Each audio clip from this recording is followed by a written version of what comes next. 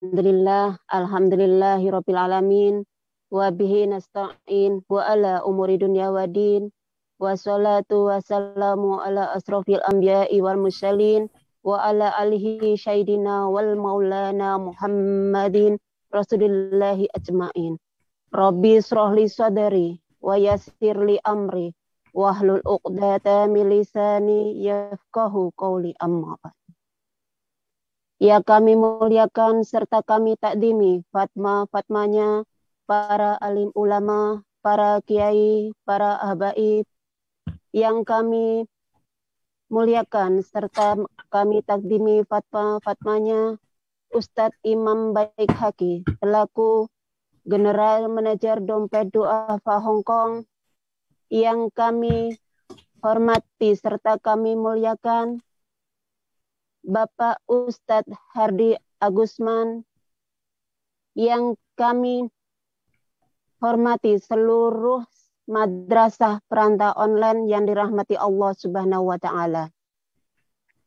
Tiada kata dan ungkap rasa yang patut kita haturkan selaksa puja dan puji syukur kita kepada Allah Subhanahu wa Ta'ala yang mana telah melimpahkan rahmat, taufik, hidayah, dan ma'unahnya kepada kita sekalian, sehingga pada kesempatan siang hari ini kita masih diperkenankan, masih bisa bermuajahah dalam acara Madrasah Perantau Online dalam keadaan sehat walafiat, tidak kurang suatu apapun. Amin. Allahumma amin.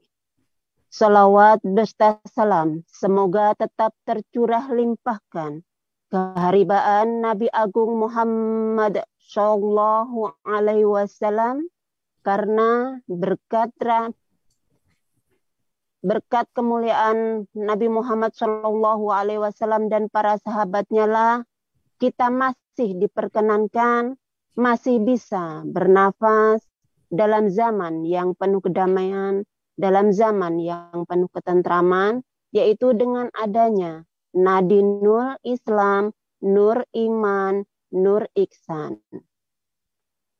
Adanya saya di sini tiada lain dan tiada bukan sebagai pemutar roda acara pada Madrasah Perantau Online pada siang hari ini. Perkenankanlah saya untuk membacakan susunan acara-acara pada siang hari ini. Untuk acara yang pertama yaitu pembukaan, acara yang kedua pembacaan Gema Wahyu Ilahi, acara yang ketiga sosialisasi, acara yang keempat Mauidhah Hasanah, acara yang kelima tanya jawab, dan yang terakhir penutup. Berhubung waktunya sudah siang, marilah acara hari ini kita mulai bersama dengan pembukaan.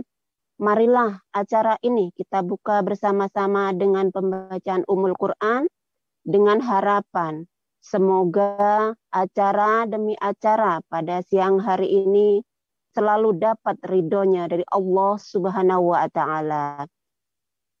Illa hadratin Nabi Mustafa Sallallahu Alaihi Wasallam sayulillahi al-Fatihah. A'udzu billahi minasyaitonir rajim. Bismillahirrahmanirrahim. Alhamdulillahirabbil alamin arrahmanir rahim maliki yaumiddin.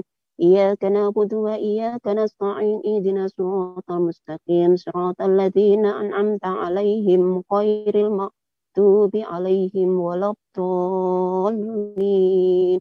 Amin. Alhamdulillah. Untuk memasuki acara selanjutnya yaitu pembacaan Gema Wahyu Ilahi yang akan dilantunkan oleh Uti Nur Halimah. Kepada Uti kami persilahkan. Assalamualaikum warahmatullahi wabarakatuh. Waalaikumsalam warahmatullahi wabarakatuh. Baik teman-teman semuanya, mari kita membaca Al-Quran Surah Ali Imran ayat 195 sampai ayat 200.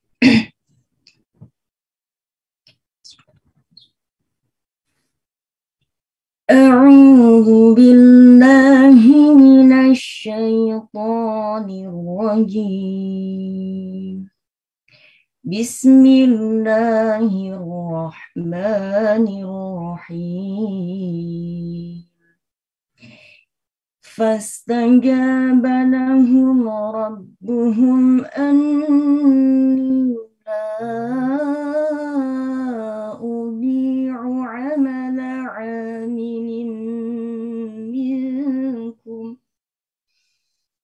عمل عامل منكم من ذكر أو أنثى بعضكم من بعض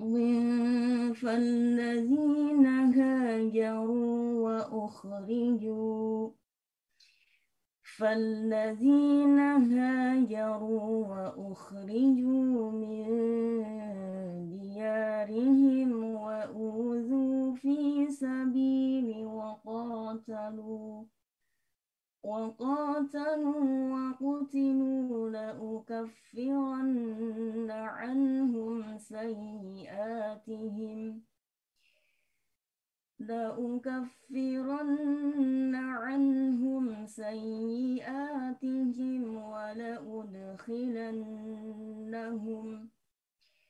ولأدخلنهم جنات تجري من تحتها الأنهار ثوابا من عند الله والله عنده حسن الثواب لا يغرنك تقلب الذين كفروا في البلاد متاع قليل ثم مأواهم جهنم وبئس المهاد لكن الذين اتقوا ربهم لهم جنات تجري من تحتها الأنهار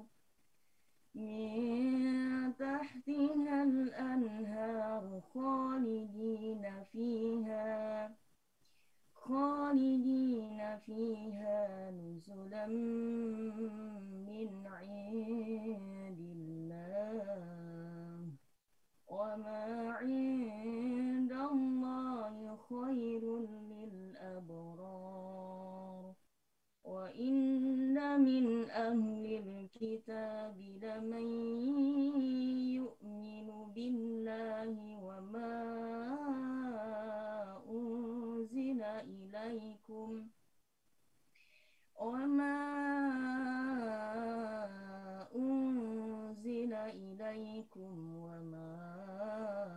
أنزل إليهم خاشعين لله لا يشترون بآيات الله ثمنا قليلا أولئك لهم أجرهم عند ربهم إن الله سريع الحساب يا أيها الذين آمنوا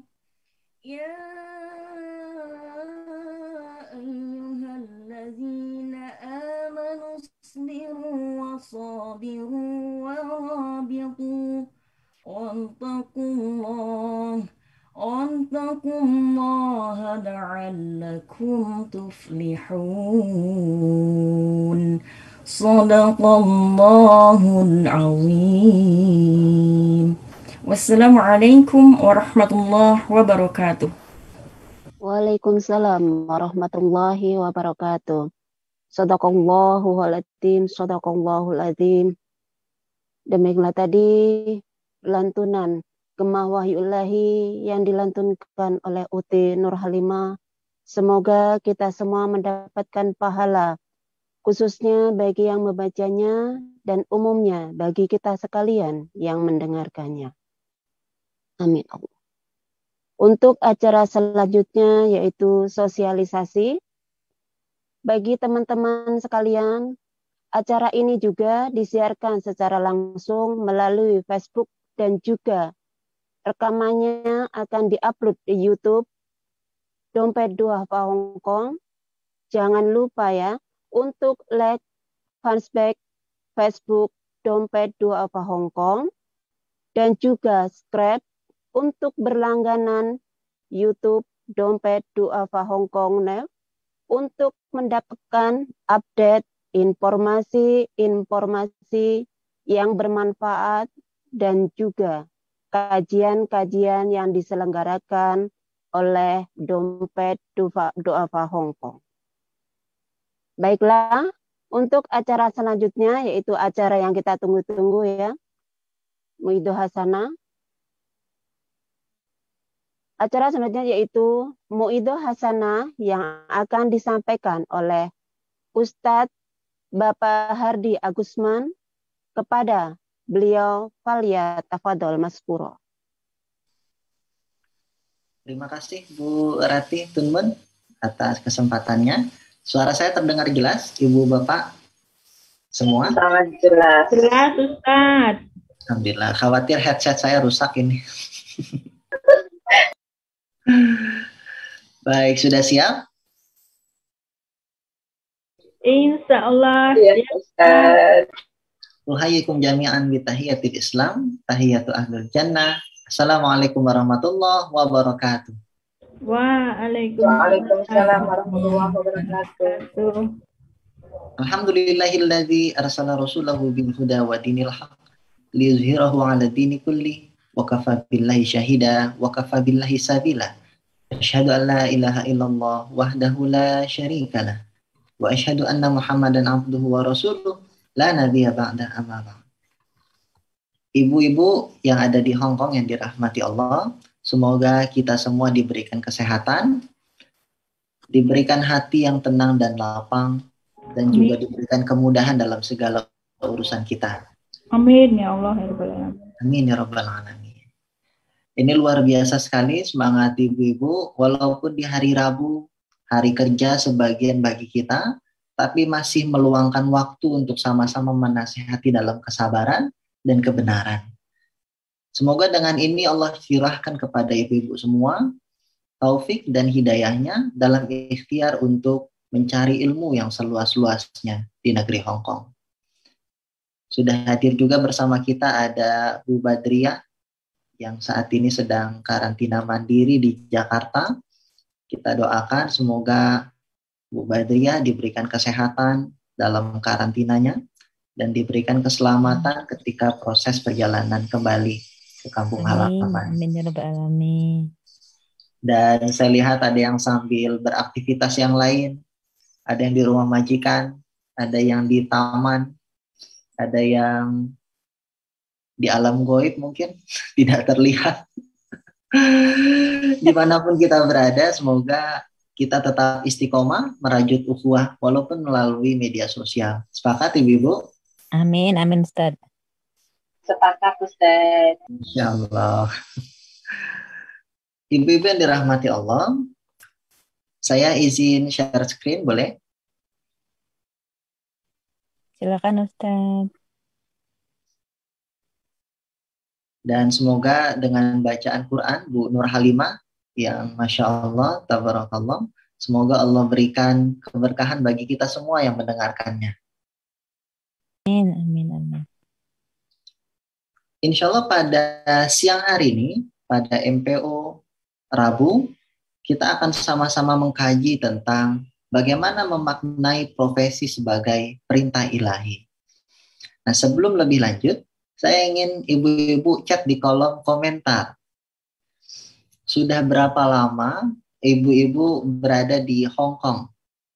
Sebutkan tahunnya. Bu Nur Halimah, 3 tahun. Ibu Supartini 5 tahun lebih. Ibu Ratih Tunmun 6 tahun. Ibu Iu Hartini 6 tahun. Ibu Umayyah 7 tahun. Ibu Lilik dari tahun 2009. Berarti berapa tahun tuh? 12 tahun. Masya Allah. Ibu Juni 4 tahun. Ibu Yumiha 10 tahun.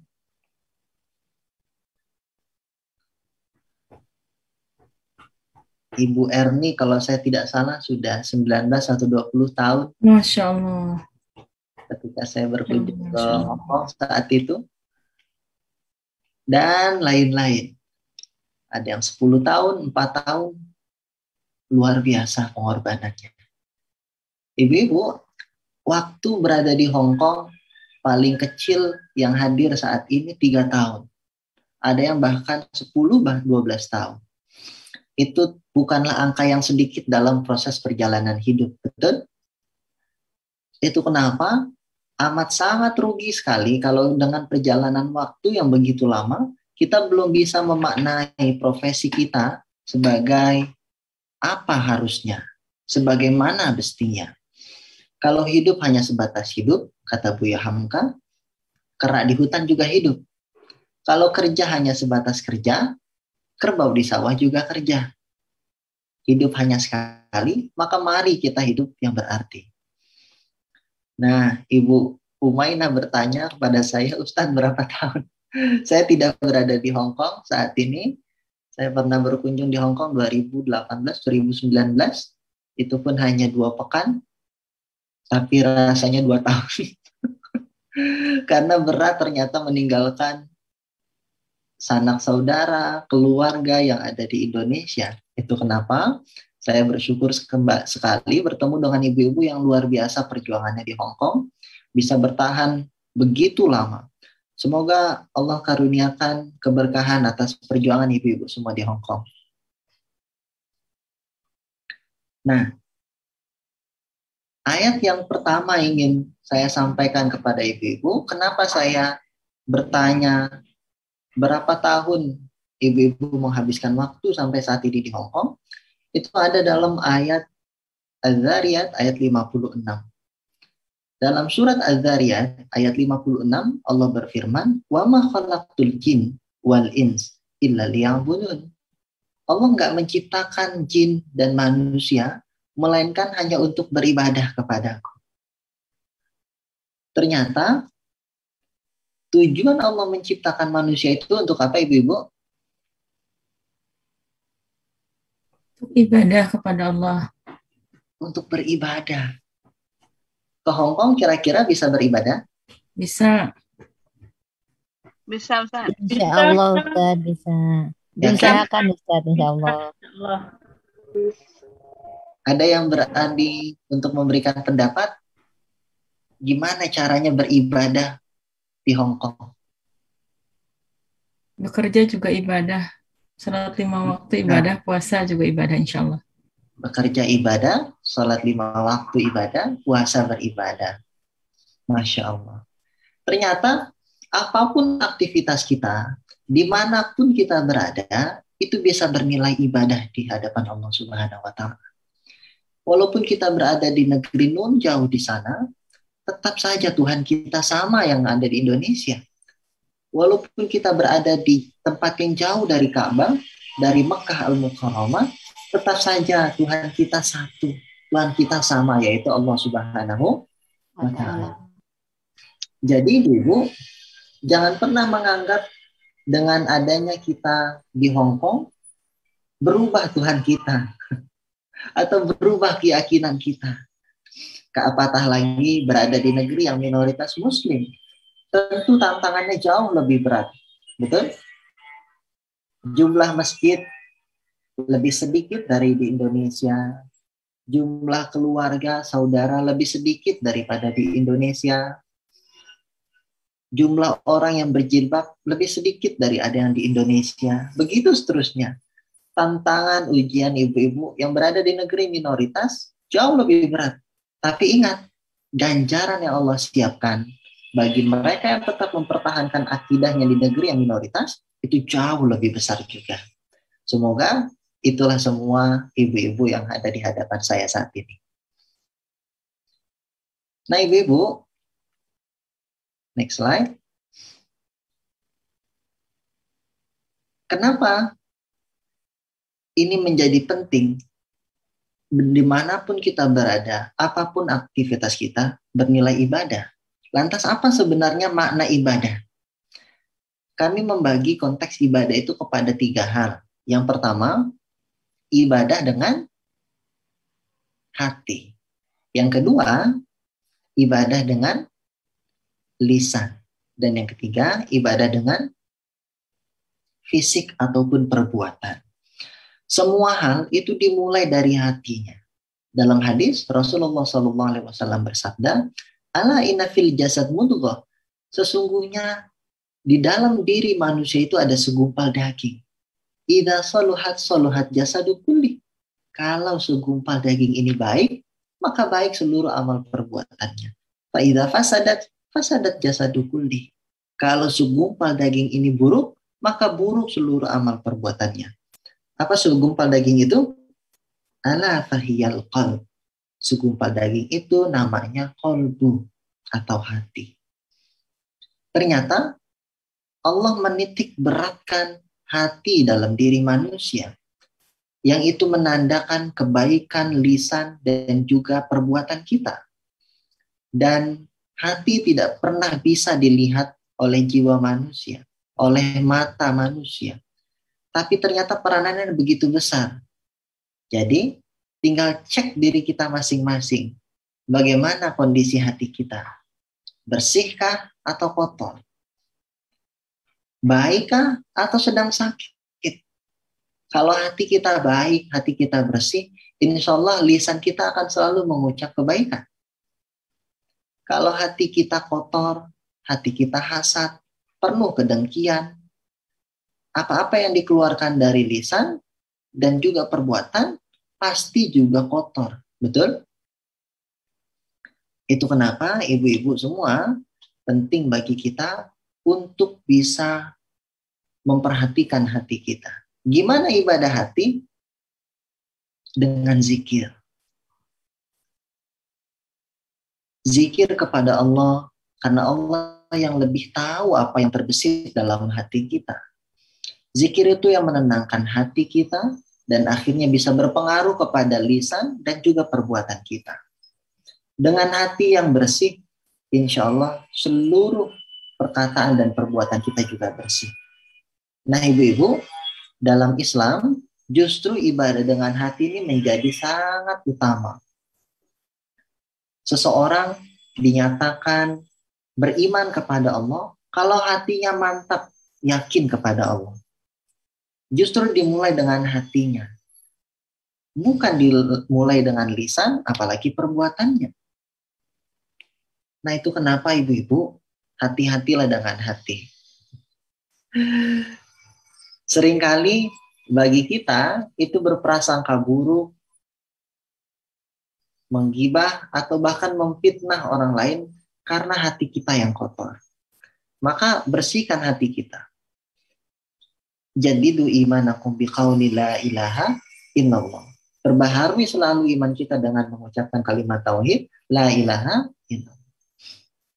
Nah, setelah hati, dia tidak cukup sebatas itu. Ada ibadah lisan yang harus selalu diucapkan oleh manusia. Banyak ibadah dalam lisan itu berpengaruh sekali. Seperti halnya hubungan laki-laki dengan perempuan yang sebelumnya haram, itu bisa halal manakala ada ijab qabul yang dipersaksikan oleh wali dan saksi yang lain. Itu dengan lisan. Hubungan suami istri bisa juga putus manakala lisan ini mengucapkan talak. Lisan ini juga bisa mempersatukan silaturahmi di antara kita, tapi juga bisa merusak. Dengan apa? Dengan saling menggunjing, saling memfitnah, mencaci maki, dan lain sebagainya. Itu kenapa hati-hati dengan lisan kita. Karena lidah tidak bertulang. Betul Ibu-Ibu? Betul. Apalagi ibu-ibu ini. Kan kalau perempuan itu lebih suka berbicara Gibah. daripada laki-laki. Itu kenapa? Daripada berbicaranya yang gak ibadah, yang malah mengurangi pahala, lebih baik datang ke majelis taklim, datang ke komunitas-komunitas yang baik, membicarakan hal yang baik. Betul? Karena seringkali perselisihan, pertengkaran di antara kita itu dimulai dari lisan. Betul atau benar? Betul sekali. Betul. Betul dan benar. Betul dan benar.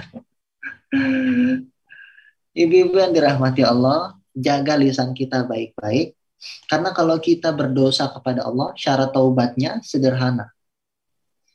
Kita menyesali apa yang sudah kita lakukan, lalu kita bertaubat, dan berkomitmen untuk tidak mengulanginya kembali. Selesai. Tapi kalau kita berdosa kepada manusia, syarat taubatnya ditambah satu. Yaitu kita harus meminta maaf kepada orang yang kita zalimi.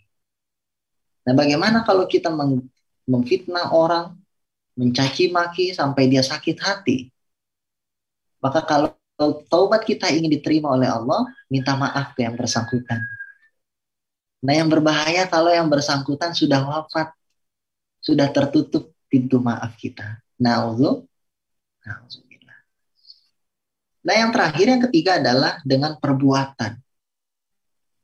Ibadah tidak hanya cukup dengan hati, tidak hanya cukup dengan lisan, tapi harus diejawantahkan dengan perbuatan kita. Maka kalau ada laki-laki yang selalu gombalin ibu-ibu semua, memberikan harapan-harapan, jangan cukup percaya. Karena bisa jadi lisannya sedang berdusta. Bagaimana cara mengetahui agar itu dusta atau benar adanya? Lihatlah dari perbuatannya. Kalau betul adanya, maka tidak mungkin ada seorang laki-laki yang mau mengajak perempuan zina kalau dia mengaku cinta. Karena itu menjerumuskannya kepada neraka. Bagaimana cara yang benar? Dia harus wujudkan dengan akad nikah. Nah, begitu pun sebagai orang tua. Orang tua tidak hanya dalam hatinya mencintai anak atau dalam lisannya berkata, aku sayang kamu. Tapi selalu pengorbanan orang tua adalah bentuk daripada kecintaan kepada anak. Dengan mencari nafkah, dengan bekerja, menyekolahkannya, dan lain sebagainya. Maka hari ini, ibu-ibu yang sedang berada di Hong Kong, sedang mengais rezeki untuk keluarga, itu merupakan bentuk konkret ibadah hati dan juga lisan ibu semua. Semoga dinilai ibadah oleh Allah Subhanahu wa Ta'ala. Bagaimana caranya dinilai ibadah? Niatkan seluruh perbuatan kita itu lillahi ta'ala. Next slide. Dalam surat Al-Jumu'ah ayat 10, Allah berfirman,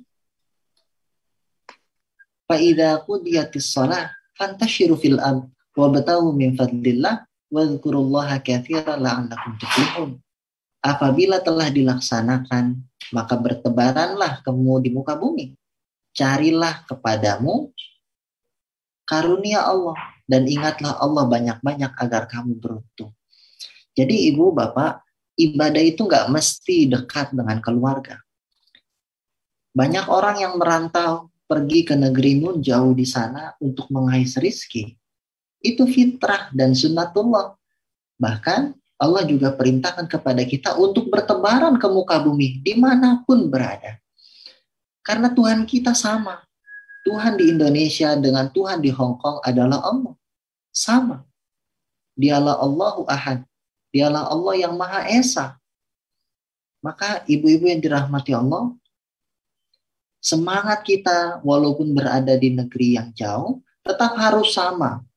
Karena semangat ini yang nanti akan Allah nilai ibadah. Kalaulah saja niat kita bekerja adalah untuk mencari nafkah, yang halal, yang berkah, yang baik. Pada akhirnya bisa dinikmati oleh anak, keluarga, bahkan orang-orang yang membutuhkan. Insya Allah. Next slide. Nah, maka akan muncul banyak pertanyaan.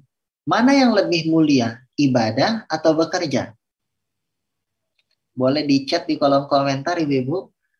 Kira-kira mana yang lebih mulia? Ibadah yang konteksnya adalah sholat, puasa, zakat, baca Quran, zikir, atau bekerja yang konteksnya materialistis atau duniawi.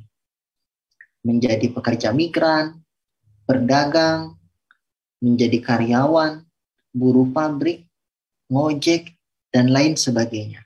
Kira-kira menurut Ibu-Ibu, mana yang lebih mulia? Silakan di-chat di kolom komentar. Ibu Supartini, dua-duanya. Cari aman. Ibu Marini, ibadah. Ibu Hendri, ibadah. Ibu Yumiha, bekerja. Yang lain yang belum komentar masih nyari di Google. Mana yang lebih mulia? Ibadah atau bekerja? Ibu Ratih, bekerja.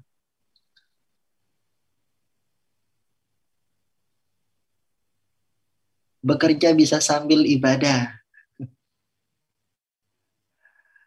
Terus yang lain masih ditunggu komentarnya. Insya Allah yang jawabannya benar pergi haji. Jika mampu pergi. Dan lain-lain ibu-ibu yang belum berani menjawab. Barangkali malu atau khawatir distrap kalau salah. Jawabannya tidak ada yang benar. Karena ibadah atau bekerja bisa sama-sama mulia. Tergantung niatnya. Nah, ternyata ada jawaban terakhir ini yang benar dari Bu Ani Sanjaya. Semua tergantung daripada niat. Ada orang yang sholat karena ingin terlihat baik oleh orang sekitarnya. Ada orang yang berzakat, bersedekah karena ingin dilihat sebagai orang yang dermawan. Ada orang yang memberikan bantuan itu karena ingin pamrih, diberikan bantuan lagi suatu hari nanti. Begitu seterusnya. Belum lama kita banyak mendengar ada seorang guru yang mengajar di pesantren itu mencabuli belasan santriwatinya. Dengar infonya? Dengar, Ustaz. Iya, sudah dengar, Ustaz. Ya Ustaz, dengar Ustaz. Nah, begitulah. Orang bisa saja mengaku beribadah, tapi Allah lebih tahu apa niatnya. Sama halnya dengan bekerja. Apakah bekerja lebih hina daripada beribadah? Belum tentu. Bisa jadi orang yang bekerja itu lebih mulia. Bagaimana indikatornya? Kalau niatnya juga diniatkan untuk ibadah. Hal ini ada dalam hadis. Rasulullah SAW juga bersabda, seorang pedagang yang jujur, at-tujarus tadu, itu lebih mulia dan tergolong berada di jalan Allah Subhanahu wa Ta'ala. Nah, tinggal bagaimana hati kita. Apakah kita bekerja ke Hong Kong benar-benar hanya untuk mencari materi, atau kita niatkan untuk lillahi ta'ala juga? Atau hari ini kita beribadah, mengikuti kajian, belajar baca Al-Quran di klinik Al-Quran, Dede Hong Kong, itu hanya untuk terlihat baik, atau ingin mengambil kesempatan lain yang tidak perlu. Na'udzubillah. Nah, maka ibu bapak yang dirahmati Allah, ibadah atau bekerja itu bisa sama-sama mulia kalau diniatkan untuk Allah Subhanahu wa Ta'ala. Hal ini juga ada dalam hadis Rasulullah SAW ketika ada 3 orang yang ternyata berbeda dari pandangan manusia. Ada seorang mujahid, dialah yang berperang di jalan Allah, berperang untuk agama Allah. Yang kedua adalah ahli Quran. Dia yang pandai membaca Al-Quran dengan irama yang indah, menghafalkan Al-Quran. Dan yang ketiga adalah orang yang suka berderma, suka bersedekah. Ternyata dalam hadis tersebut dikatakan, ketiga orang ini justru masuk di neraka. Menjadi aneh di benak kita, bagaimana mungkin orang yang dipandang kita mulia, tapi ternyata menurut Allah hina. Ternyata dalam hadis tersebut dikatakan, kamu berbohong. Sesungguhnya kamu berjihad, kamu membaca Al-Quran, dan kamu berderma, bersedekah, itu bukan karenaku, tapi agar kamu dilihat mulia oleh manusia. Na'udzubillah. Bayangin ibu bapak semua, ternyata orang-orang yang kita anggap mulia bisa hina karena niatnya salah. Jadi mari sama-sama kita perbaiki niat kita. Semoga Allah catat niat ini menjadi niat ibadah dan Allah masukkan kita ke dalam golongan-golongan surganya Allah Subhanahu wa Ta'ala. Next slide.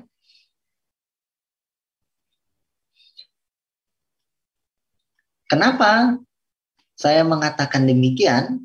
Karena tidak semua orang itu memiliki passion, tidak memiliki kecenderungan, hobi, bakat yang sama. Betul? Halo? Masih hidup ibu-ibu? Betul, Betul, Ustaz. Insyaallah. Masih hidup? Betul Ustaz, insya Allah. Khawatir udah nggak ada nyawanya, tolong diuruskan jenazahnya gitu. Jenazahnya online Ustaz, virtual. Sholat Malah jadi berita ramai kan? Dibuka Yang nanti mengikuti suara MPO hilang. Hongkong. Ternyata ada yang wafat, mau kan jadi ramai itu. Wafat virtual ya Ustaz ya. Kecelakaan online. Masya Allah. Nah ibu-ibu, semua kita ini hobinya beda-beda. Bukan cuma kita saat ini, ternyata zaman Nabi juga demikian. Contoh, ada yang passionnya di zaman Nabi, itu jabatan. Jadi memang punya jiwa leadership, berkuasa untuk memimpin banyak orang. Seperti halnya Nabi Muhammad, seperti halnya Khulafaur Rasyidin, Abu Bakar, Umar, Utsman, Ali, dan seperti para sahabat-sahabat yang lain. Memang punya bakat untuk memimpin. Bisa mempengaruhi orang, mengajak orang. Maka passion zaman Nabi juga ada kategori jabatan. Yang kedua ada yang dengan harta. Ini para pengusaha. Ternyata banyak para nabi itu yang menjadi saudagar ibu-ibu. Bahkan 9 di antara 10 orang yang dijamin masuk surga adalah orang-orang kaya. Mereka adalah para saudagar. Betul? Ternyata ibadah juga bisa dilakukan dengan harta kita. Ada seorang sahabat namanya Abdurrahman bin Auf. Abdurrahman bin Auf ini Allah berikan keberkahan pada dirinya. Dia mudah untuk jualan, dagang. Jadi apapun barang dagangan yang ada di tangan Abdurrahman bin Auf itu akan mudah laris manis, mudah laku. Jadi Allah taruh keberkahan di tangannya. Makanya banyak para sahabat lain itu menitipkan uang untuk dibelanjakan oleh Abdurrahman bin Auf. Karena kalau yang belanjain Abdurrahman bin Auf itu dagangannya cepat laku. Nah sama seperti kita yang berada di usaha.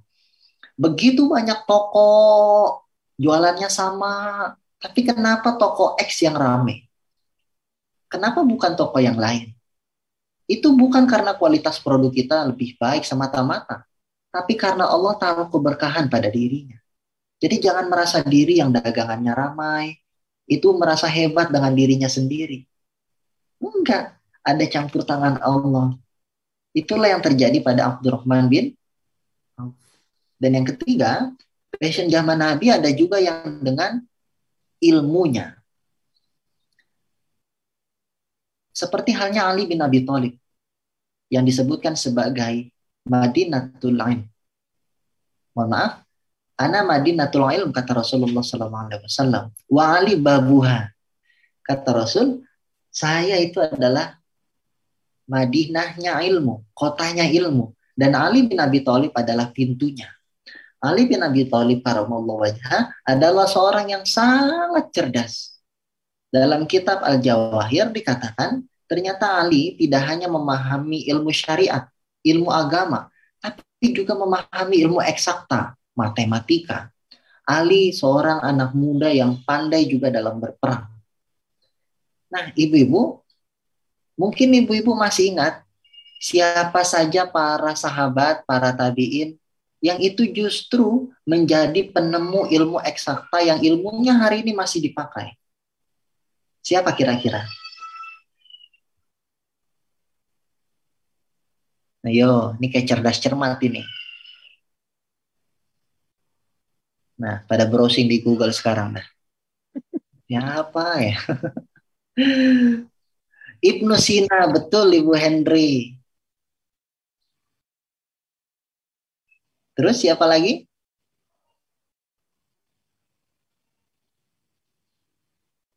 Ada yang nanya ke temennya. Atau nanya ke majikannya. Majikannya juga bingung. Lah kan saya bukan Islam. Ibnu Sina penemu ilmu kedokteran.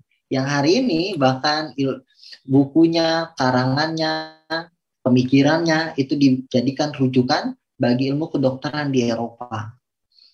Ada lagi Ibnu Rushd, ada Al-Kindi, ada Al-Jabar, dan banyak lain. Mereka adalah ilmuwan-ilmuwan muslim yang ternyata tidak hanya memahami ilmu syariat, tapi juga ilmu dunia eksakta, scientific. Jadi bisa nggak berdakwah dengan ilmu? Bisa. Nah, inilah kontribusi Islam bagi peradaban dunia. Yang terakhir, bagaimana kalau kita nggak punya jabatan, nggak punya harta, nggak punya ilmu? Masih ada satu kesempatan terakhir buat kita semua, yaitu dengan kekuatan.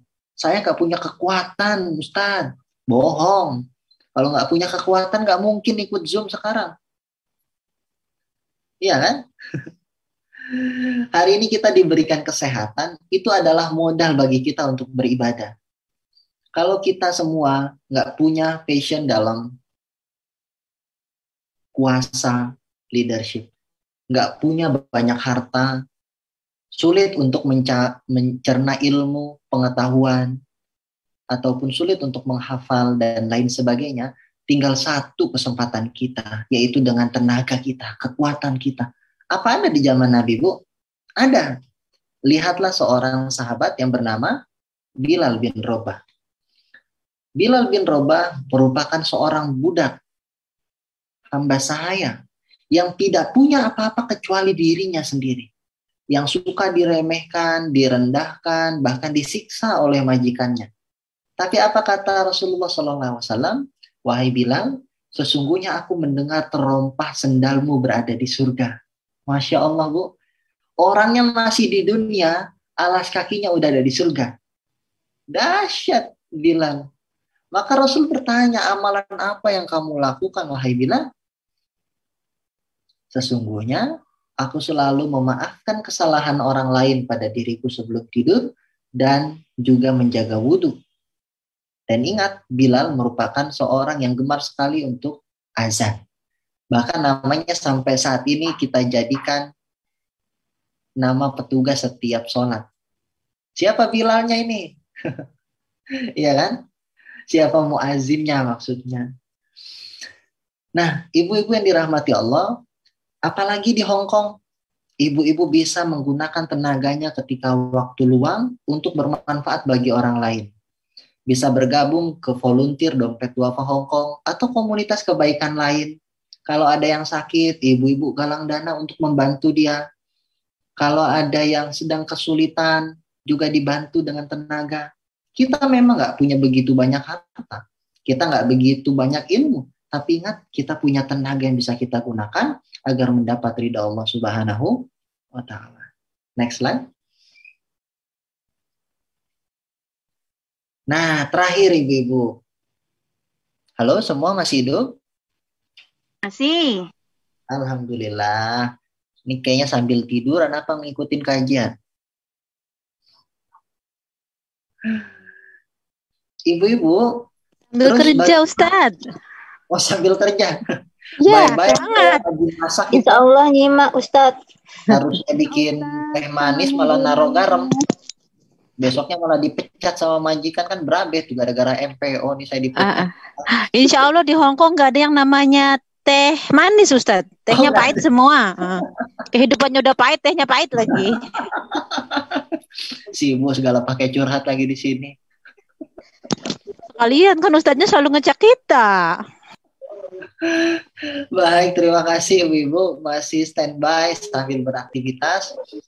Dan Insya Allah semangat. Allahu Akbar. Allahu Akbar. Dan terus bagaimana agar semua perbuatan kita atau diri kita lebih baik dari sebelumnya? Mau dilanjutin? Lanjut. Terus? lanjut Ustadz. Terus? Terus Ustadz. Banyak waktu. Terus kayak orang parkir Ustadz jadinya. Kita tukang parkir apa terus-terus mulu ini? Nah, ibu-ibu coba perhatikan bagaimana tips and trick agar Allah muliakan hidup kita walaupun profesi kita bukanlah seorang ustadz, bukan seorang guru, bukan seorang yang punya kuasa atau bahkan ilmu. Yang pertama, saya ingin bertanya, ada 2 gambar di layar ibu-ibu. Ada jam, ada kompas. Kalau ibu-ibu sedang ingin melakukan perjalanan ke hutan atau ke gunung, mana yang ibu-ibu lebih pilih di antara jam atau Kompas. Kompas. Kenapa lebih pilih kompas, Ibu? Karena Untuk penunjuk jalan. penunjuk arah. Karena Arah. penunjuk arah. Betul. Sekalipun keduanya penting, kompas haruslah lebih diutamakan. Karena kemana arah kita pergi, itu lebih baik daripada seberapa cepat kita sampai tujuan. Nah, ibu-ibu, seringkali kita membandingkan hidup kita dengan orang lain. Seringkali kita merasa iri kehidupan kita dengan yang lain. Sehingga kita nggak pernah merasa puas diri. Kita merasa ingin mencapai kehidupan seperti yang orang lain capai. Kita melihat orang jadi dokter, kita pengen jadi dokter. Karena kayaknya kerjaannya nyaman. Besok lagi ketemu orang pedagang, kayaknya pengen jadi pedagang. Nggak ada yang marahin kalau telat ke kantor. Kerjanya bebas. Besoknya lagi ketemu politisi, pengen jadi politisi. Kayaknya enak gitu, mobilnya bagus-bagus, rumahnya mewah-mewah. Besok lagi ngelihat pekerja migran, kayaknya pengen jadi pekerja migran deh. Rumahnya bagus-bagus di kampung, iya Bu? Amin. Seringkali kita membandingkan hidup kita dengan yang lain. Padahal setiap kita punya passion, punya hobi, minat bakat yang berbeda. Maka jangan pandang seberapa cepat kita sampai, tapi seberapa tepat kita sampai. Jadi yang penting tepat, bukan cepat. Nah, gimana caranya biar kita tepat sasaran? Maka mulailah yang kedua, tips and triknya.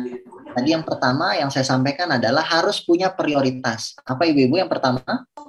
Punya prioritas. Harus punya prioritas. Jangan sampai kerjaan kita di Hong Kong itu melalaikan prioritas kita. Apa sih prioritas kita? Ibadah. Jadi walaupun kita sedang bekerja di Hong Kong, ibadah itu jangan lupa. Ngaji buat ngembangin diri kita juga jangan lupa. Betul? Betul. Kompas itulah namanya ibadah. Walaupun kita hidup di Hong Kong, sedang mengais rezeki, jangan lupa kita harus tepat sampai tujuan. Gimana caranya tepat? Ada penunjuk arah namanya kompas. Dalam Islam, penunjuk arah itu namanya Al-Quran. Ada hadis, ada ijma, ada qiyas. Kalaupun tidak tahu, bertanyalah kepada yang tahu. Jangan sok tahu. Sepakat atau setuju ini, Ibu? Setuju. Sepakat. Ada yang sepakat, ada yang setuju, ada yang nggak jawab. Nah, yang kedua, Ibu, kalau sudah punya skala prioritas, maka Ibu harus buat langkah-langkah kecil. Ah, Ustadz, Mas Hardi ini saya bingung. Belum bisa baca Al-Quran. Mau belajar Al-Quran di Yunlong. Malu, yang lain udah pada pinter bacanya. Saya belum bisa kenal huruf hijaiyah. Jangan khawatir, Ibu. Mulai dari yang kecil-kecil dulu. Oh, ada Bu Nur Halimah yang bisa baca Al-Quran, mau ngajarin. Belajar Iqra dulu. Jangan tahu-tahu pengen langsung bisa hafal Quran. Lah, orang huruf hijaiyah aja kita belum tahu, betul? Maka mulailah dengan yang kecil-kecil. Sama, kalau mau bangun rumah, jangan langsung pengennya bangun istana yang besar, yang megah. Pengen apa-apa, pengennya langsung ada, langsung jadi. Sabar, harus nabung. Itu namanya langkah-langkah kecil. Oh, mulai dari pondasi dulu. Ntar dikit-dikit nambah tembok, dikit-dikit naikin atap, dikit-dikit plaster tembok, ngecat, baru beli furnitur. Kan begitu. Kita ini bukan anak sultan seperti Rafathar, anaknya Raffi Ahmad, yang pas brojol udah punya rekening miliaran. Ya kan? Mak bapak kita bukan kayak Raffi Ahmad. Jadi harus mulai dari langkah-langkah kecil. Bahkan ibu-ibu, paling kecil tuh apa sih? Niat.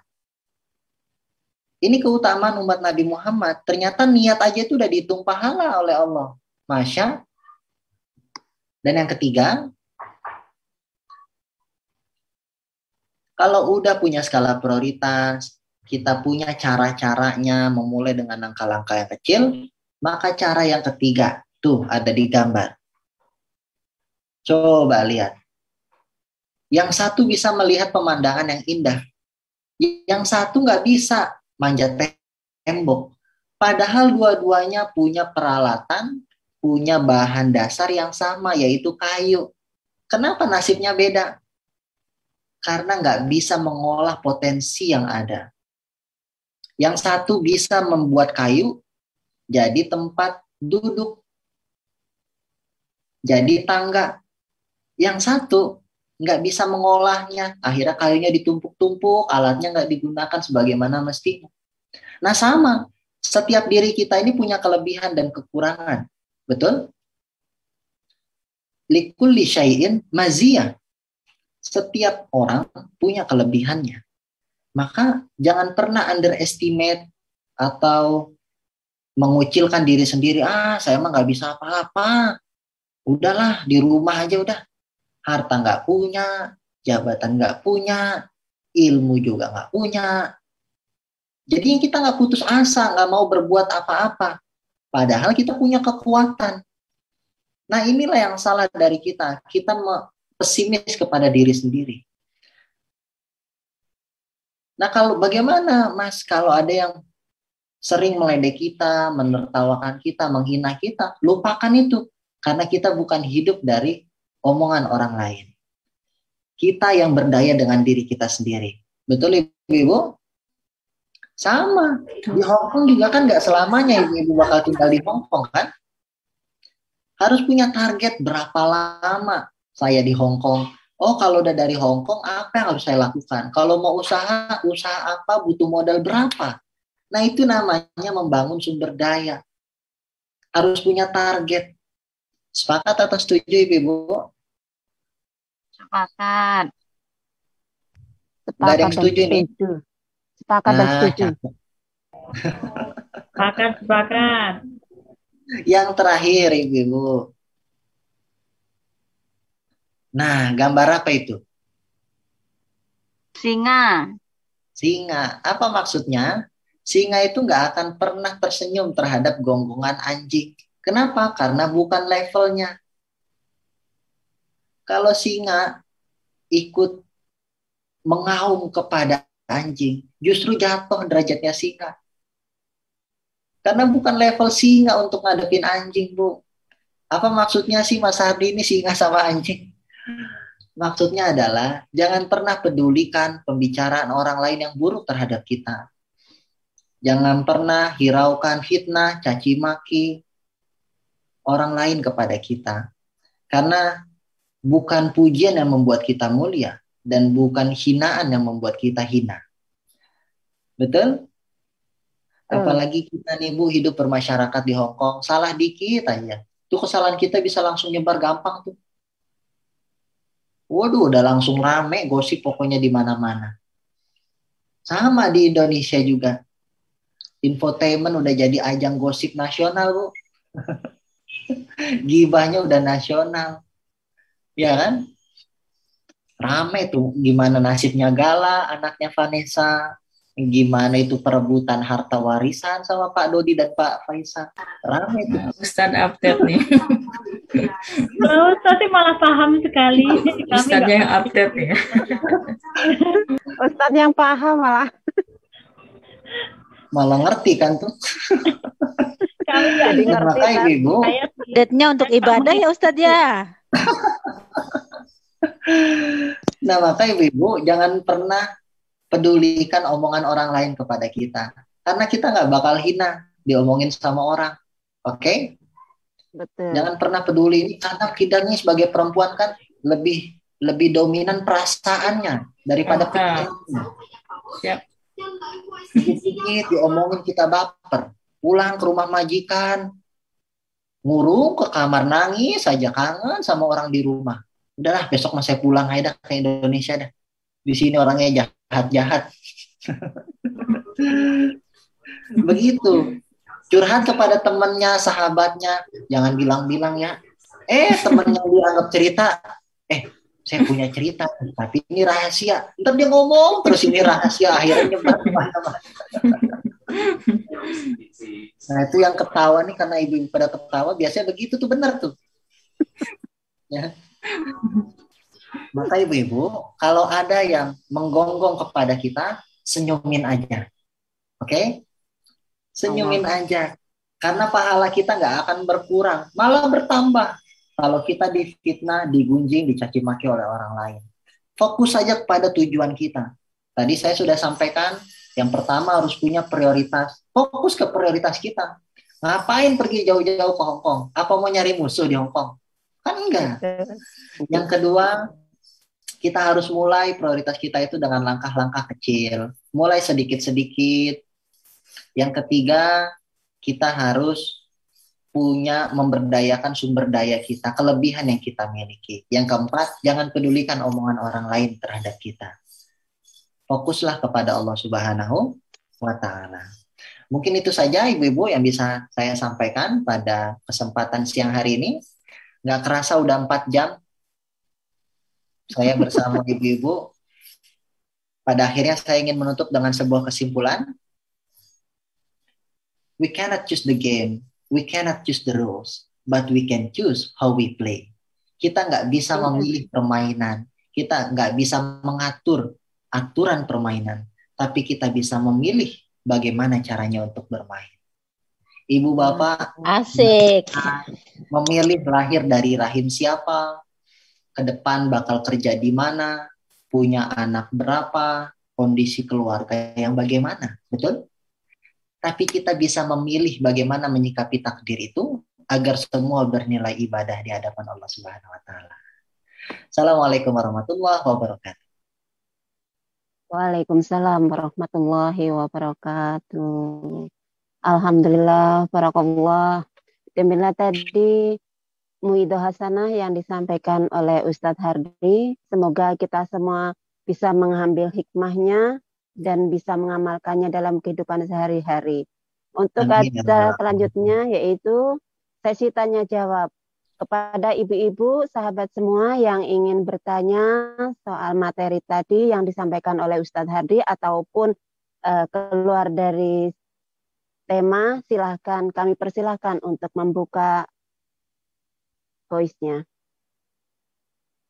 Monggo ibu-ibu yang mau bertanya silahkan.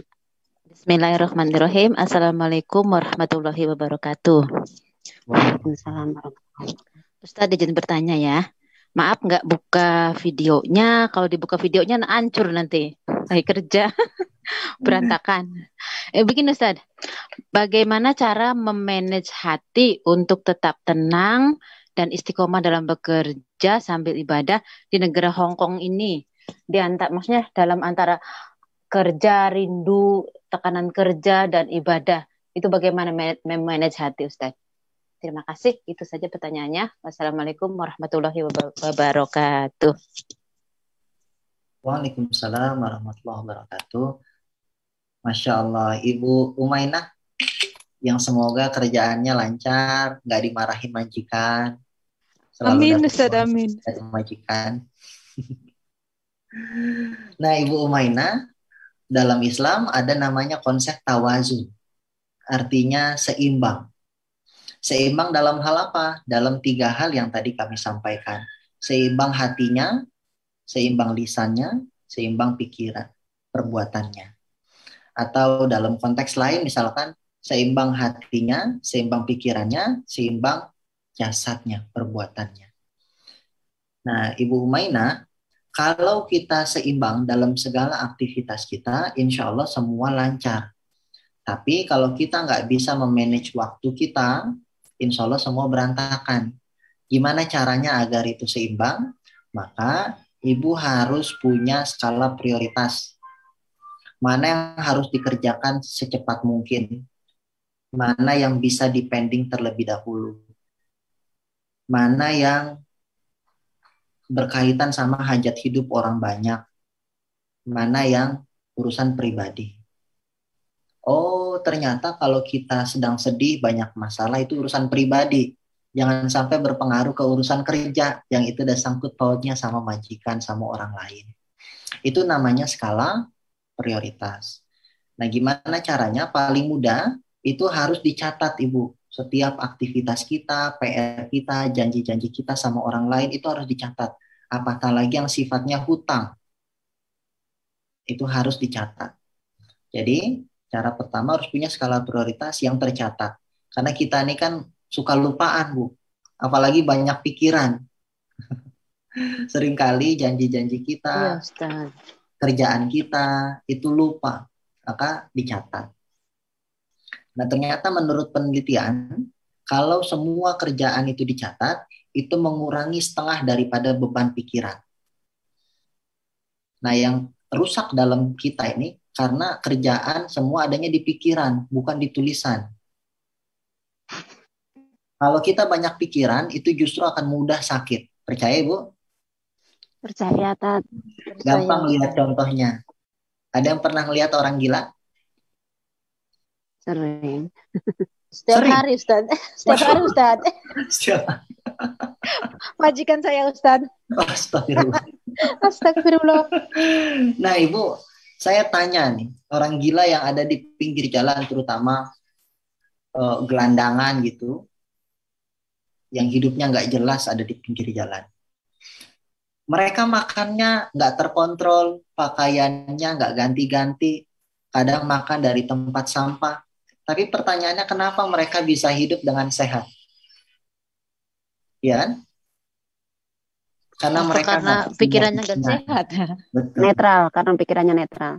Nah, itu kenapa kita ini suka sakit, apalagi sakit hati, itu karena pikiran kita. Dengerin omongan orang lain sama kita, dengerin gibahan orang lain. Kayaknya penting banget itu. Padahal itu semua nggak penting. Ganggu hidup kita, bahkan kesehatan kita. Jadi gimana caranya? Lupain aja. Jadi itu yang pertama. Catat, Bu. Nah, yang kedua, kalau kita sudah mencatatnya, maka yang kedua, kita harus punya keseimbangan pekerjaan. Caranya adalah gimana caranya melakukan kerjaan itu. Itu yang dinamakan dengan kebertahapan. Kalau tadi contohnya adalah naik tangga. Naik tangga yang benar itu adalah 1, 2, 3, 4, 5, 6. Jangan tahu-tahu kita punya ambisi yang begitu besar, tahu-tahu dari 1 kita lompat ke 4. Dari 4 lompat ke 6. Paling encok tuh turun dari tangga. Banyak di kita nih ambisinya besar, Bu, tapi nggak sesuai dengan realita. Udah tahu gaji kita cuma 10 juta rupiah. Tapi kita mimpi berambisi untuk beli mobil Lamborghini. Yang padahal angsurannya 30 juta per bulan misalkan. Akhirnya kita stres karena masalah gengsi. Betul? Betul. Ini gengsi ini seringkali jadi penyakit. Orang pakai HP bagus, kita iri. Besok gue beli dah. Padahal kita nggak butuh sama handphone yang begitu bagusnya. Kita cukup dengan HP kita yang barangkali ada antenanya buat garuk-garuk punggung belakang. Tapi karena kita iri, kita nggak punya kebertahapan, akhirnya kita stres gila membandingkan hidup kita dengan yang lain. Itu yang kedua. Dan yang terakhir, Ibu Umaina, caranya adalah bagaimana kita bisa mengembangkan potensi kita, sumber daya kita. Nah, ini penting ibu-ibu. Kita nih, ibu misalkan pemalu, tapi pengen ngelihat seperti Ibu Ratih yang bicaranya bagus di depan orang banyak. Wah, besok saya pengen jadi dai aja dah kayak Ibu Ratih. Kayaknya enak tuh, dipuji-puji orang, disalamin orang, ya kan? Padahal kita malu bicara depan orang. Seakan-akan ladang amal itu harus seperti Ibu Ratih. Padahal bisa yang lain. Karena semua orang itu diciptakan dengan passion yang berbeda. Sama seperti halnya ada ikan sama monyet diajak lomba manjat pohon. Adil nggak? Nggak adil. Karena fitrahnya ikan itu bukan di darat, tapi di air. Itu kenapa jangan pernah membandingkan proses hidup kita dengan yang lain. Karena tidak semua bunga itu tumbuh dan bermekar secara bersamaan. Gitu Bu Umaina. Jadi Ibu harus mapping dulu. Oh, untuk ibadah itu jam sekian sampai jam sekian. Oh, ngembangin diri ikut MPO itu jam sekian, jam sekian. Oh, ngurusin majikan jam sekian sampai jam sekian. Itu baru teratur. Kalau kita nggak bisa mapping mana prioritas kita, insya Allah stres. Kalau stres, kita yang rugi. Gitu, Mbak Umaina. Wallahu a'lam bishawab. Berarti harus disiplin ya Ustadz? Harus. Disiplin itu kunci utama. Caranya disiplin, tulis targetnya. Terus tadi yang nomor 3 itu Ustadz bilang bagaimana cara mengembangkan potensi diri, maksudnya mengenal diri sendiri. Nah, kalau kita sendiri nggak tahu apa potensi kita, apa kelebihan kita yang harus kita kembangkan, itu bagaimana Ustadz? Nggak mungkin. Karena yang tahu diri kita adalah diri kita sendiri, bukan orang lain. Contoh misalkan, potensi ibu misalkan tukang hitung duit, nah itu potensi itu. Oh, berarti kita nih yang ngatur keuangan keluarga, bukan suami. Karena kalau duit diatur suami itu habis gak jelas. Gak karu-karuan. Nah itu potensi namanya. Berarti semua kelola keuangan keluarga adanya di ibu. Karena detail orangnya. Detail aja itu udah potensi. Sabar. Itu juga bagian dari potensi diri. Oh, kalau ada yang ngomongin orang, kalau ada yang gak sesuai dengan target, kita harus sabar dan bikin perencanaan lain. Nah, setiap orang itu diciptakan punya potensi diri. Secara akademik, Ibu banyak pelatihan atau bahkan uji coba terkait dengan potensi diri. Bisa melalui wawancara, bisa melalui sidik jari. Misalkan, silakan di search. Contohnya ada tes Stephen. Ada yang udah pernah dengar tes Stephen? Belum, Ustaz. Coba di search ya di Google. Belum Ustaz, apa itu? Tes Stephen itu adalah tes untuk mengetahui potensi diri kita melalui sidik jari. Jadi ternyata Allah ciptakan setiap manusia itu sidik jarinya beda-beda. Nggak bisa ditiru satu manusia pun, tuh hebatnya Allah. Dari zaman Nabi Adam sampai sekarang. Kalau nggak percaya, tanya ke temennya yang dokter. Ini bener nggak nih omongan Mas Hardin? Ada nggak satu aja sidik jari itu sama di antara miliaran manusia yang hidup? Itu hebatnya Allah. Baru dari sidik jari itu, Bu. Ternyata dari sidik jari ini kita ketahuan potensi diri kita. Nanti akan di mapping. Ada yang ekstrovert, dia yang suka berbicara, mempengaruhi orang, suka terbuka. Ada yang introvert, sukanya pendiam. Kalau ada masalah, nyimpen ke diri sendiri. Dan lain-lain. Nanti di search. Itu kalau secara akademis. Cara mengetahui potensi diri.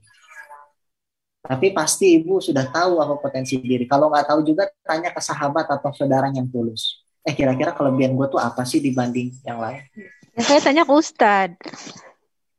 Saya nggak tahu, saya nggak kenal Bu Umaina soalnya nggak pernah berinteraksi. Ya kan ini kenalan ini. Makanya cara paling gampangnya adalah tanya ke orang terdekat. yang sudah biasa berinteraksi dengan diri kita. Wallahu a'lam bishawab. Kalau mau akademis lebih melalui tes TIFIN ataupun tes yang lain. Itu banyak. Ya, terima kasih jawabannya Ustadz. Ustadz Sama-sama. sangat interaktif sama kita. Makasih Ustadz. Alhamdulillah, sama-sama Ibu. Jangan lupa kalau yang masak, jangan lupa angkat tuh gorengannya. Iya Ustadz. Ya, Jangan ini mau keluar lagi. Mau ada pertanyaan dari jemput anak Rom, Ustadz. dari Ibu Ani.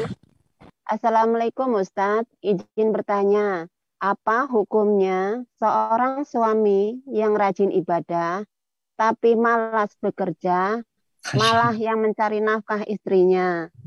Terima kasih. Masya Allah. Ini luar biasa ini. Ibu Hendriani. Semoga mungkin ini bukan hanya kegelisahan Bu Hendri, bisa jadi tetangganya, atau bahkan kita semua yang merasakan. Yang hari ini sedang mengais rezeki di Hong Kong. Jawaban pertama saya, untuk bapak-bapak, para suami, hendaklah mengetahui kewajibannya sebagai seorang kepala keluarga, bahwa istri dan anak-anak kita merupakan tanggung jawab kita sebagai seorang kepala keluarga. Maka ibu bapak, jangan lupa kewajiban suami tidak hanya hubungannya dengan Allah beribadah, tapi ada hablum minan nas. Dalam hal ini kewajiban untuk mencari nafkah. Siapa suami yang hanya berfokus kepada beribadah dan tidak mencari nafkah, Allah tidak suka. Umar bin Khattab radhiyallahu an pernah suatu hari keliling daerah untuk sidak. Sampai akhirnya tiba di suatu masjid, dia bertemu dengan banyak anak muda. Dan bertanya Umar, wahai anak muda, apa yang kamu lakukan?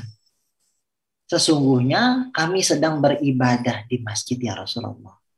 Ini waktu duha, waktunya untuk bekerja. Kenapa tidak digunakan untuk bekerja mencari rizki? Sesungguhnya, kata anak-anak muda, kehidupan kami sudah ditanggung oleh saudara kami. Apa jawaban Umar bin Khattab? Akhuka a'bad minka. Saudaramu itu lebih beribadah daripada kamu yang ada di masjid. Kata Umar, Bu, bukan kata saya, Pak. Apa maksud dari kejadian Umar bin Khattab? Umar ingin agar kita bisa senantiasa seimbang dalam urusan akhirat dan dalam urusan dunia. Salah besar kalau kita hanya berfokus kepada urusan ibadah yang kita pahami dengan sholat, zikir, puasa, baca Quran, tapi kita mengabaikan urusan dunia kita yang menjadi kewajiban. Apatah lagi suami yang menjadi tulang punggung keluarga. Itu zalim. Silakan potong video saya ini, diberikan kepada seluruh suami ibu-ibu semua.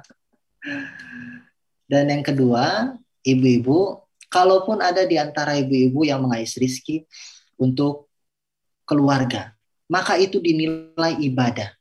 Setiap rupiah yang ibu berikan kepada keluarga itu nilainya sedekah. Boleh nggak istri bekerja? Boleh. Tapi itu bukan kewajiban. Maka kalaupun ibu melakukan, itu adalah sedekah ibu-ibu. Ikhlaskan itu, semoga menjadi pahala bagi ibu-ibu. Amin ya rabbal. Wallahu a'lam bishawab. Baiklah ibu-ibu, adakah yang masih mau bertanya? Silahkan. Jazakallah atas penjelasannya Ustaz. Sama-sama Ibu Hendri. Kalau laki-laki, jazakallah atau jazakumullah. Kalau ke perempuan, jazakillah. Gimana ibu-ibu, masih ada yang mau bertanya? Kalau enggak, ini ada ada titipan pertanyaan Ustadz soal perkawinan, pernikahan. Berat ini. Terakhir ya Bu Rati. Iya, insya Allah. Ini Tat, ada pertanyaan, yaitu ada seorang yang menikah. Suatu saat ada pertengkaran hebat, akhirnya seorang suami menjatuhkan talak itu ada saksi, terus ada katanya telepon orang tuanya, jatuhkan talak 3, langsung talak 3. Nah, berselang berapa hari, suami kembali lagi ke istrinya, minta maaf, katanya kehilapan beliau, katanya menalak istrinya untuk kembali, sedangkan istrinya berpedoman kalau sudah talak 3 itu tidak bisa kembali sebelum istrinya menikah kembali. Sedangkan istrinya sendiri sampai saat ini tidak mau menikah kembali, tapi juga tidak mau pisah sama suaminya. Gimana? Apakah benar itu atau minta solusinya, Ustaz? Terima kasih. Insya Allah. Terima kasih kepada Ibu yang bertanya. Ini pertanyaan yang krusial sekali. Masuk dalam bab fikih munakahat namanya. Fikih pernikahan. Saran saya, Ibu silakan bertanya melalui kolom komentar yang ada di WhatsApp Dompet Duafa Hongkong. Nanti penjelasannya akan lebih detail karena didasarkan dengan dalil-dalil fatwa para ulama. Secara garis besar yang bisa saya jawab adalah itulah konsekuensi daripada lisan.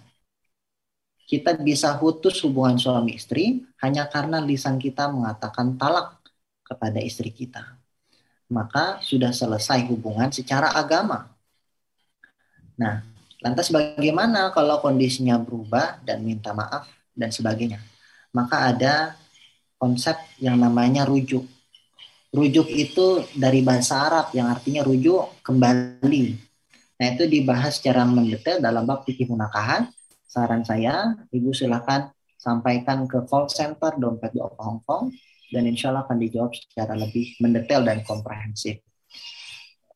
Bagaimana kaifiyahnya, tata caranya, apa yang harus dilakukan oleh suaminya atau yang menalaknya, begitu seterusnya. Allah a'lam bishawab. Terima kasih Ustaz atas masukannya. Oh, ibu-ibu dan bapak sekalian yang dirahmati Allah Subhanahu wa taala, berhubung waktunya sudah terbatas, yaitu yang masih ingin bertanya bisa konsultasi langsung ya ke nomor Dompet Duafa konsultasi online dengan nomor 52 98 24 19. Silakan monggo yang mau masih ingin bertanya soal rumah tangga atau soal agama, soal apapun bisa konsultasi ke nomor tadi. Untuk acara selanjutnya yaitu penutup atau doa, mohon untuk doa untuk Ustadz Hardi, mohon untuk memimpin doa. Silakan, monggo. Ibu-ibu, silahkan dihentikan sejenak setiap aktivitas kita. Doa ini adalah kekuatan kita sebagai seorang yang beriman, karena doa ini tanpa hijab adalah hubungan kita yang didengarkan langsung oleh Allah Subhanahu wa taala. Jangan pernah remehkan perkara doa, karena ini adalah sumber kekuatan kita. Ketika teman, keluarga, majikan, manusia tidak bisa menjadi tempat bergantung kita, masih ada Allah yang sebaik-baiknya menjadi tempat kita bergantung.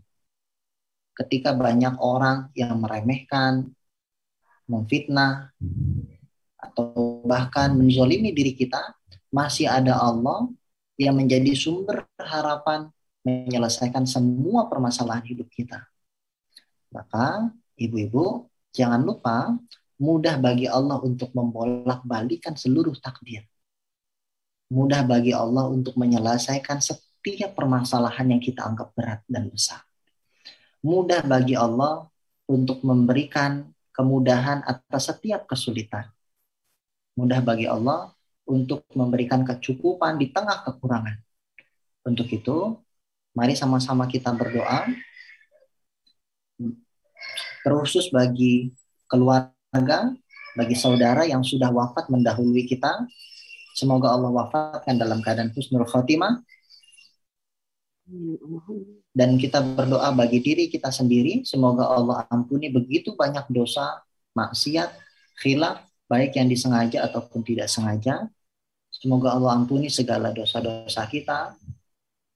Allah maafkan diri kita, dan semoga Allah dekatkan diri kita dengannya.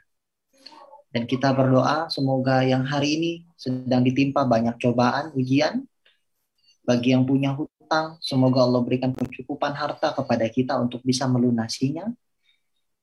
Bagi yang belum punya keturunan, semoga Allah anugerahkan keturunan yang soleh dan solehah. Bagi yang ingin bercita-cita memberangkatkan haji orang tuanya, semoga Allah ijabah, Allah berikan harta kepada kita untuk bisa membahagiakan kedua orang tua kita, menyekolahkan anak-anak kita kepada tempat-tempat terbaik, dan kita berdoa pada akhirnya semoga kita diwafatkan dalam keadaan husnul khatimah. Ala hadhihi niyyah wa likulli salihah. Al-Fatihah. Alhamdulillah.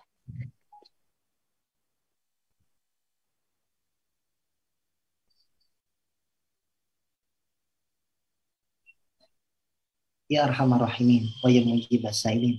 Allahumma salli ala sayyidina Muhammad wa ala ali sayyidina Muhammad. Allahumma salli ala sayyidina Muhammad wa ala ali sayyidina Muhammad. Allahumma ighfir lana wa dhunuba walidina warhamhuma kama rabbayana shighara. Wa li jami'il muslimina wal muslimat wal mu'minina wal mu'minat al ahya'i minhum wal amwat. Innaka sami'un qaribun mujibud da'wat ya qadiyal hajat. Allahumma yassir kull 'asir wa taysir al 'asir 'alaika yasir ya man la yahtaju ila al bayan wa tafsir hajatuna ilaika kathir wa anta 'alimun biha wa basir. Rabbana ya Allah atina ma wa'adtana 'ala rusulik wa la tukhzina yawmal qiyamah innaka lam tukhliful mi'ad. Rabbana hab lana min azwajina وذرياتنا قرة أعين واجعلنا للمتقين إماما. ربنا آتنا في الدنيا حسنة وفي الآخرة حسنة وقنا عذاب النار بفضلك سبحان ربك رب العزة عما يصفون وسلام على المرسلين. Kurang lebihnya mohon maaf.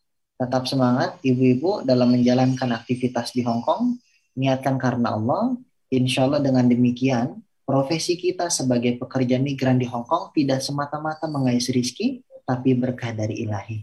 Assalamualaikum warahmatullahi wabarakatuh. Waalaikumsalam warahmatullahi wabarakatuh. Terima kasih. Dipimpin oleh Ustadz Hardi. Semoga dikabulkan Allah Subhanahu wa taala. Dari penghujung acara, saya di sini selaku pemandu acara dari awal hingga akhir. Apabila ada kesalahan dari tutur kata saya yang kurang berkenan di hati Ustadz dan seluruh madrasah perantau online, jamaah perantau online, saya mohon maaf yang sebesar-besarnya. Marilah acara ini kita tutup dengan bacaan kafaratul majelis. Subhanallahumma wa bihamdika asyhadu an la ilaha illa anta astaghfiruka wa atubu ilaik. Wabillahi taufiq wal hidayah. Wassalamualaikum warahmatullahi wabarakatuh. Waalaikumsalam warahmatullahi wabarakatuh. Terima kasih atas waktunya, ilmunya. Semoga tidak bosan. Insyaallah Ibu. Tetap semangat Ibu-ibu semua. Insyaallah Ustaz. Mohon doanya, tambahan doanya Ustaz. Amin insyaallah. Baik Ibu izin pamit Ibu-ibu. Monggo Ustaz. Assalamualaikum. Waalaikumsalam warahmatullahi wabarakatuh.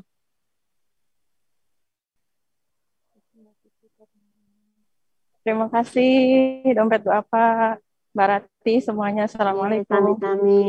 Sami-sami. Waalaikumsalam warahmatullahi wabarakatuh. Monggo undur diri sedaya mawon nggih, lepate nyuwun pangapunten.